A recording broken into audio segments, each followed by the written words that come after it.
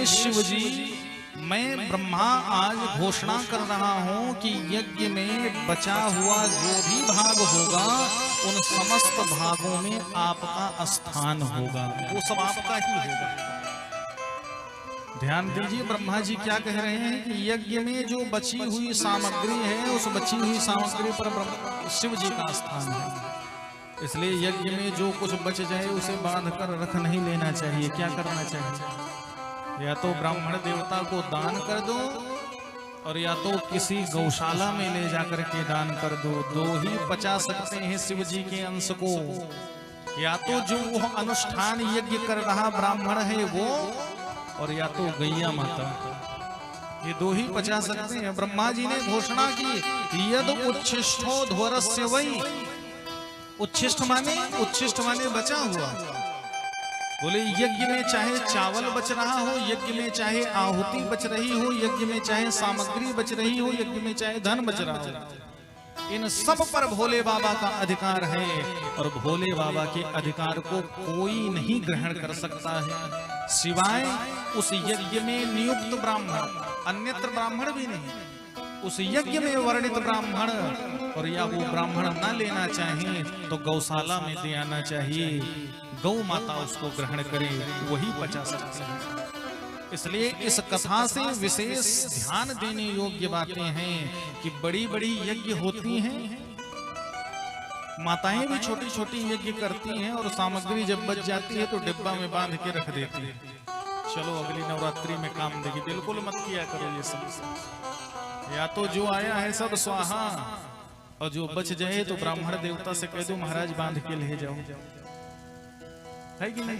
और ना ले जाए ब्राह्मण देवता, कुछ होते हैं नहीं ले जाते हैं, तो बोले जो ना ले जाएं उसे चुपचाप गौशाला में प्रदान कर आइए, गौ माता उसको ग्रहण करें। तो बड़ी बड़ी यज्ञों की बातें हैं। कुछ लोग यज्ञ बड़ी बड़ी कराते हैं और उसके बाद उसका उद्देश्य यही होता है कि धन बचे, और जब धन बच जाता है तो उसका उपयोग अपने परिवार में करते हैं। क्या होगा उससे? बोले कुलम समूलम दहति स्म पावकः। बोले पूरा कुल नष्ट करने का प्रोग्राम बना रहे हैं। यज्ञ से बचे हुए भाग को कोई नहीं ग्रहण कर सकता है। यज्ञ का बचा हुआ भाग शिव का भाग है, और शिव भाग को पाने वाला कोई नहीं संसार में। ब्रह्मा जी ने घोषणा कर दी, भोले बाबा चलिए यज्ञ का उच्छिष्ट आपका रहेगा। भोले बाबा उसमें भी प्रसन्न हो गए। बोले जोई राम सोई राम, जो कुछ मिल जाए बस उसी में मैं प्रसन्न हूं। ये तुरंत प्रसन्न होते हैं, तुरंत ही रुष्ट भी हो जाते हैं। श्रीमद् भागवत की ही कथा है।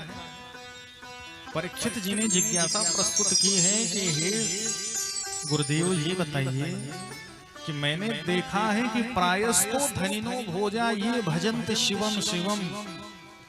प्रायः वो व्यक्ति धनवान हो जाता है जो शिव शिव का भजन करता है, जो शिव शिव कहता रहता है, श्री शिवाय नमस्तुभ्यं का जप करता रहता है, वो प्रायः धनवान क्यों हो जाता है? और जो नारायण का उपासक होता है वो निर्धन हो जाता है। ये कहीं अलग का प्रश्न नहीं है, भागवत की जिज्ञासा है और यह मूल है। तो सुखदेव जी ने पहले तो कहा इसलिए कि भगवान नारायण के भक्त इसलिए निर्धन हो जाते हैं कि भगवान नारायण खूब परीक्षा लेते हैं। उसे ठोंक बजा करके देखते हैं कि असली वाला भगत है कि नकली वाला है, पाते ही चला जाए। कुछ लोग होते हैं ना, कहा भगवान से लाभ मिला बस भूल गए, और उसके बाद फिर कमी आई तो फिर याद आ गए नारायण। तो भगवान नारायण सोचते हैं कि पहले इसको चेक कर लिया जाए, पहले इसको देख लिया जाए कि क्या सही में भगत है कि बना बनावटी है। तो उसकी इतनी परीक्षा लेते हैं नारायण, इतनी परीक्षा लेते हैं, और भगवान कहते भी हैं तू मेरा वास्तविक भगत बनेगा तो पहले मैं तुझे निर्धन कर दूंगा, और निर्धन अवस्था में जाने के बाद भी यदि तेरी भक्ति भावना बनी रही तो तुझे ऐसा धनवान बनाऊंगा कि जगत को सब देने वाला वो कुबेर भी फेल हो जाएगा। ये नारायण का वाक्य है। और भोले बाबा बोले एक बार जो प्रेम से शिव की शरण में आ गया तो उसकी पात्रता कुपात्रता कुछ नहीं देखते। भोले बाबा आ गया है शरण में तो ले तू जा, मस्त हो जा। भोले बाबा ऐसे दयालु कृपालु। एक भगत आया भोले बाबा की। अब भगत क्या था तो चोर ही, वो चोरी ही करने आया। वो शिव जी के मंदिर में पहुंचा चोरी करने।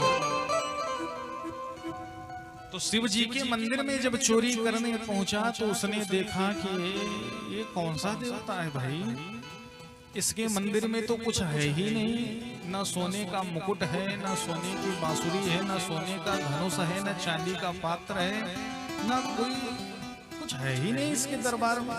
ये क्या देता होगा अपने भक्तों? वो भगवान भोले बाबा को ही खरी खोटी सुनाने लगा कि इसके दरबार में तो कुछ है ही नहीं। अरे राधा कृष्ण के मंदिर में जाता तो सोने चांदी का मुकुट ही मिल जाता। न जाने किसके मंदिर में मैं आ गया। जाने लगा तो उसकी दृष्टि घंटे पर पड़ गई। जब आया हूं तो कुछ ना कुछ लेता ही जाऊं, आज शाम की व्यवस्था हो जाए। घर में भूखे बैठे होंगे सब। तो वो चोर सोचने लगा कि घंटा ही खोल लेता हूं, इसी को बेचूंगा 200-250 रुपए का तो बिकेगा।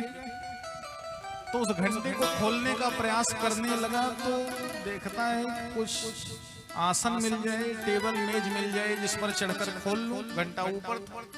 तो ढूंढने लगा तो मेज भी नहीं मिला और क्रोध आया उसको कि इसके मंदिर में तो कोई मेज भी नहीं है बैठने की। तो उसने सोचा कुछ नहीं है तो लाओ ये जो शिवलिंग है इसका अर्घा जो है इस पर मेरा पैर आ जाएगा, इसी पर चढ़कर खोल लेता हूं। अर्घा पर चढ़ा, खोलने लगा तो नहीं पहुंच रहा है।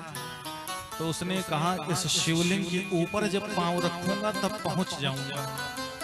और जैसे शिवलिंग पर पांव रखा तैसे शंकर भगवान प्रकट हो गए। और शंकर भगवान की लिए त्रिशूल डमरू शंकर भगवान प्रकट हुए। वो भागने लगा, शंकर जी ने रोका, रे रुक रुक रुक रुक, मैं तुझ पर प्रसन्न हूं, तुझे वरदान देने के लिए आया हूं।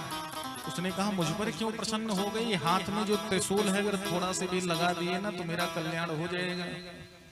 किस बात पर मुझ पर प्रसन्न हो गए आप? तो शिव जी ने कहा सुन, कोई भक्त आता है तो मुझ पर एक लोटा जल चढ़ा जाता है, कोई आता है तो एक बेलपत्र चढ़ा जाता है, कोई आता है अक्षत धूप दीप नैवेद्य कर जाता है, कोई आता है वस्त्र चढ़ा जाता है, लेकिन धन्य है तूने तो अपने आप को ही मेरे ऊपर चढ़ा दिया। तुझ पर प्रसन्न हूं, मांग ले, जो भी मांगना है तुझे दे दूंगा। वो तो मस्तिष्क होकर शिव जी के चरणों में गिर पड़ा, सब कुछ त्याग दिया, चोरी डकैती छोड़ करके शिव का भगत बन गया। ऐसा दयालु कृपालु जिसके ऊपर चढ़कर मैं घंटा खोलना चाहता था, चोरी करना चाहता था, देखो उसने अवगुणों में भी गुण को ढूंढ लिया। ऐसा दयालु कृपालु कौन हो? तो वही शिव जी। परीक्षित जी ने जिज्ञासा की है गुरुदेव बताइए क्यों हो जाते हैं धनवान? तो बोले ऐसे वो पात्रता पर ध्यान नहीं देते, सबको हृदय से लगाते रहते हैं। जाहि दीन पर नेह, सब पर स्नेह करते हैं, सब पर करुणा बरसाते हैं भोले बाबा। प्रेम से बोलिए शंकर भगवान की जय।